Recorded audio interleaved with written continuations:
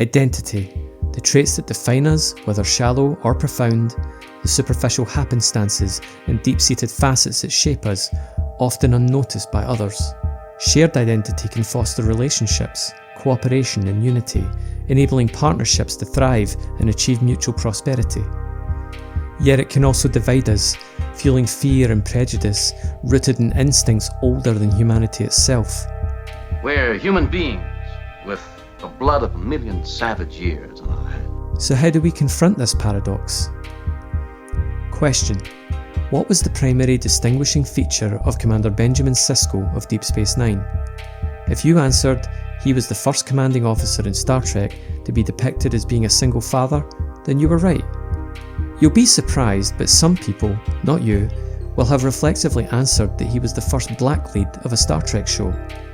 That was true of Avery Brooks, the actor behind the character, not the character himself. In the 24th century, there are no such petty obstacles such as racial preference for commanding roles. That nonsense is centuries behind us. Sisko was no such pioneer. Star Trek began a tradition of on-screen diversity and representation in the 1960s, revolutionary for its time. It was a visual demonstration to an America fractured by centuries of racial division, mistrust of immigrant communities, and gripped by fear of foreign enemies, that a future lay in wait that consigned such concerns to the dustbin of outdated petty prejudices. It began a tradition spanning the decades since that sees each incarnation of Star Trek have a demographic shake-up, not just to refresh the cast, but to reaffirm that a brighter future is built on looking beyond our superficial differences. In the future, the only thing that matters is your ability to get the job done. The actor Martin Quinn recently made a little bit of history, being the first Scotsman to play the role of Scotty in Strange New Worlds. Quoted by the BBC, he says, "It's the power of representation, isn't it? I was always into Star Wars because Ewan McGregor was there. It's because there was a Scottish guy in Star Wars.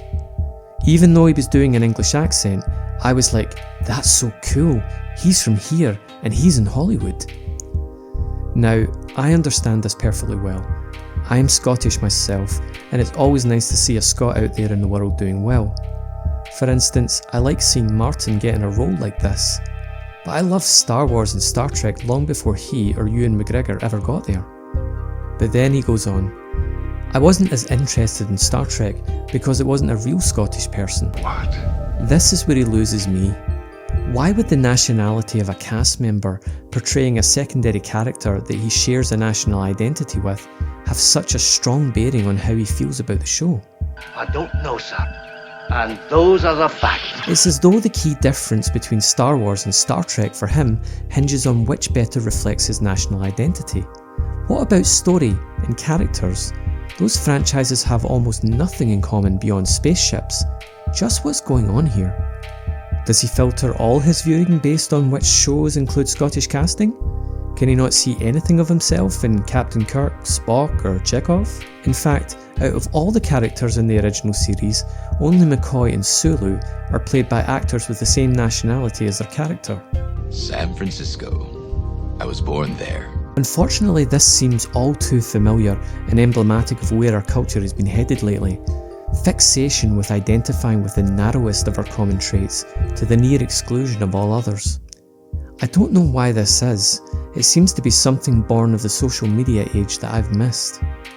You never know. Martin might see this and explain it himself. Such a strange place the internet is that my last video about fan service that covered Otoy's short film Unification found its way to the director, Carlos Baena, who commented on it to clarify a past interaction we had on Twitter. Back to Sisko. He was a human before being a man, and a man before being a nationality, ethnicity, or a race. He was saying, what was it like being, a black captain? You can't play that. Dude, you can't play Star Trek, and guess what color I am? You can't play that. Brown. How do you play a color? You can't do that. What I can do is wake up in the morning, like I told you, as Samuel and Eva's child. And who is that? A human being. And brown and male and American and all these things. That's what I bring.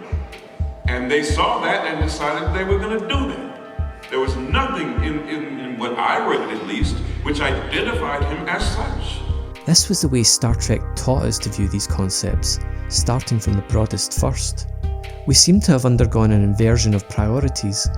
That might not seem like a huge difference, but it is, and it's counter to the vision. Here it should be noted that there is interesting work on how to have employers be fully blinded to characteristics not relevant to a job. This absolutely should be the way forward. If we know we can't fully trust ourselves to avoid distractions that compromise fairness and a viable alternative exists, we should take it. Crucially though, the threshold for such claims should be as high as any in science, and we should be sceptical of those who exploit media-fed identities, cultivating a paradoxical mix of guilt over past injustices and the self-serving thrill of imagined heroism in past social victories to sell ideas that promise much but deliver little. Elsewhere in the entertainment industry, this paradox is evident in the recent Academy Awards rule change, requiring diversity and inclusion standards for Best Picture eligibility as of last year. To be the best, you must now meet mandated diversity standards. What strange thoughts this must conjure in the minds of producers. Yeah, she's exactly what we're looking for, but do you have her in black? This is undoubtedly a well-meaning policy that is trying to open up opportunities for people, but we must note that it puts merit second to identity, inverting the priorities of the Star Trek vision. Gene Roddenberry believed the reason Star Trek resonated with such a wide audience in such a deep way was that, counter to industry belief, we were not stupid and we were ready to live in the 23rd century now. He did emphasise that we should be fascinated by our differences, but this is not the same as fixation to the exclusion of all else. It's being interested and integrated, not fearful and self-segregating. What Star Trek proves, as faulty as individual episodes could be, is that the much maligned common man and common woman has an enormous hunger for brotherhood. They are ready for the 23rd century now, and they are light years ahead of their petty governments and their visionless leaders. So which is it? First identifying narrowly or broadly? Fixation or fascination? Diversity by merit or mandate? Will one eventually bring the other along for the ride, or are these mutually incompatible strategies? The Star Trek vision was one where merit came first. Diversity and inclusion were the natural byproduct of selecting for merit, not the entry requirements for it. I don't think you're a saint, Doc, but you did have a vision. Before us lies two paths, the same ideas but with a reordering of values and different emphasis on priorities. Which vision do you choose?